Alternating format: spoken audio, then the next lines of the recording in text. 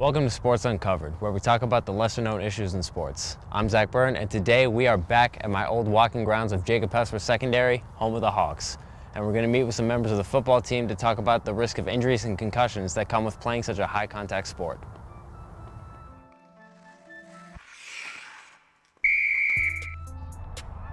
High school football has always been a great pastime for young men and women. With every sport comes risk of injury that the players take on as they play for the ultimate goal of winning a championship. For such a high-contact sport as football, head injuries are of the highest concern. Head coach Greg White believes in reducing that risk during practice.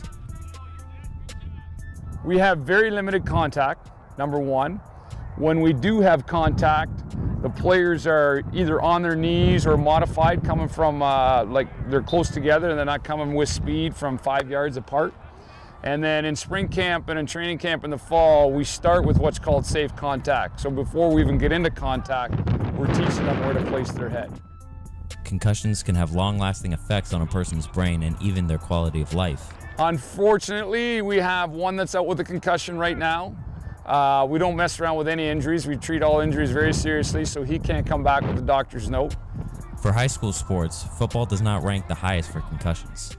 Sports such as rugby, hockey, soccer, and cheerleading have higher injury percentages. Coach Jay Bertrand agrees. You know, they throw concussion around a lot and everyone's worried about it, but statistically speaking, you're going to see more concussions in soccer or hockey than you will in football.